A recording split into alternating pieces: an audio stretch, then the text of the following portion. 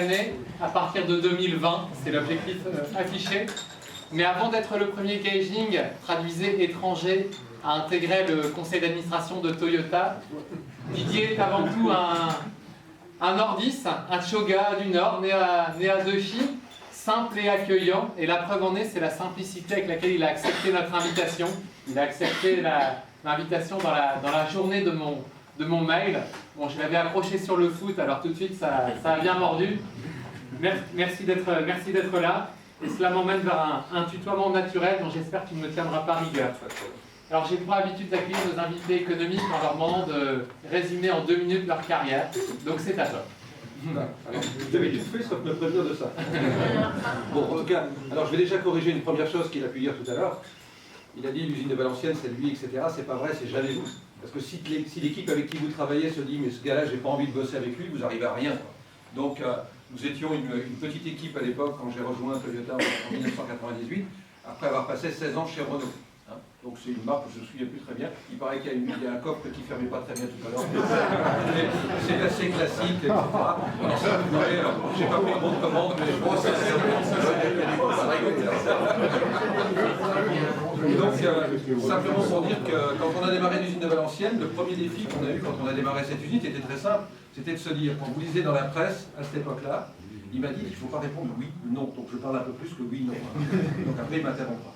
Mais le premier défi qu'on s'est donné avec la petite équipe d'une dizaine de personnes, parce que les Japonais nous ont dit un truc très simple, que personne n'a jamais voulu croire. Alors les journalistes, excusez-moi pour les journalistes n'ont jamais voulu croire ça, parce qu'ils sont toujours dit, les Japonais sont arrivés, ils ont tout mis à Valenciennes, ils ont tout planifié, puis ils ont recruté quelques non-japonais, simplement pour faire bien sur la photo. Bon, la réalité, c'est que les Japonais, moi, quand ils m'ont recruté, ils m'ont dit la chose suivante. Ils m'ont dit, on n'a jamais été capable de faire une petite voiture en dehors du Japon en étant rentable. Donc, on va tenter le risque à Valenciennes, mais on voudrait que la première chose que vous fassiez, c'est venir nous challenger avec les équipes d'ingénieurs au Japon. Et j'y suis allé la première fois 6 semaines, revenu 2 semaines en Europe, reparti 6 semaines de nouveau. Le premier objectif, c'est venez challenger nos équipes d'ingénieurs, parce qu'on vous a suivi depuis quelques années, je peux vous garantir, aujourd'hui on travaille en anglais en permanence toute la journée, à cette époque-là, j'ai toujours dit qu'ils se sont bourrés quand ils m'ont recruté. Ils ont coché une case et ils se sont bourrés d'une ligne, parce que c'est pas possible. Je ne comprenais pas les questions, j'étais incapable de répondre. Je commençais à faire les 3 premiers mots de la phrase en anglais, puis je me retournais vers le consultant en disant vous pouvez leur traduire parce que je ne sais pas le dire. Bon, donc ça ne doit pas être pour ça. En réalité, ce qu'ils m'ont dit, c'est que ça faisait quelques années qu'ils m'avaient déjà suivi. Le projet était en construction en réflexion depuis à peu près 1995. Il a été annoncé à fin 97 et début des travaux fin 98. Et donc, ils ont voulu que je vienne les challenger sur le sujet. Donc, leur problème était très simple. C'était de nous dire, vous avez carte blanche. Et nous, qu'est-ce qu'on s'est dit avec l'équipe avec laquelle nous étions? On s'est dit, c'est pas très compliqué. On venait tous d'entreprises différentes, pas forcément d'entreprises de l'automobile. On s'est tous dit, qu'est-ce qui ne va pas dans notre société?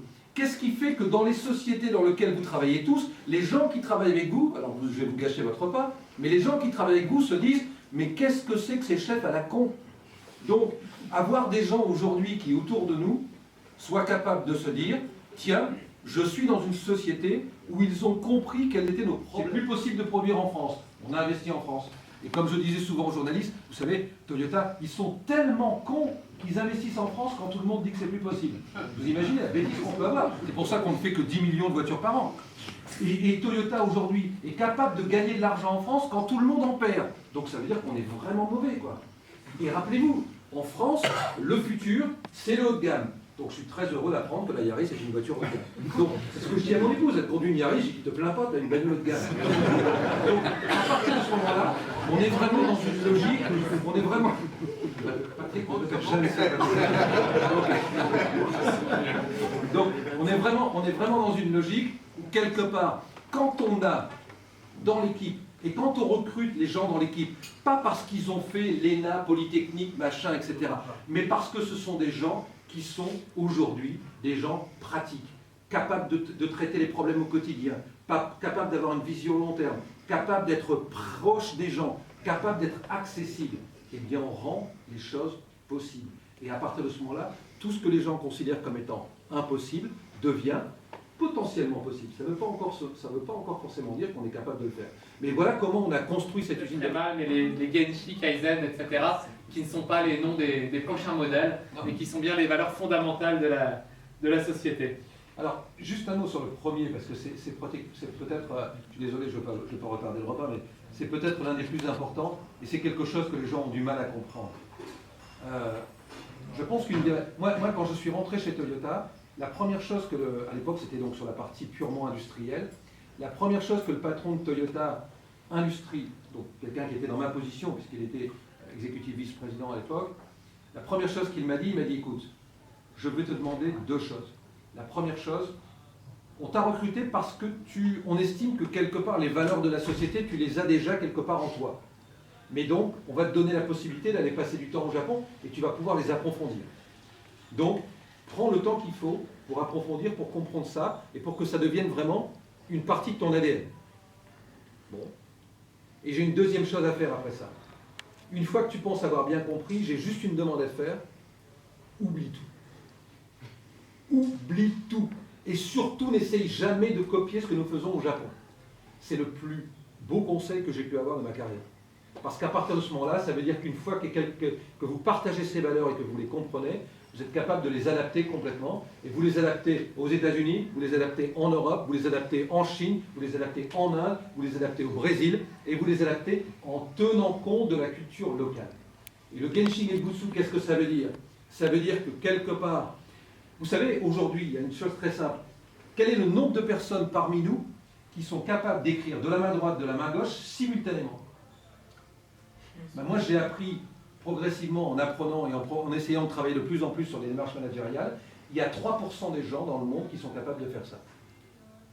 Eh bien, le pourcentage est exactement le même pour les dirigeants qui sont capables d'avoir une vision long terme et d'être capables de s'impliquer au quotidien.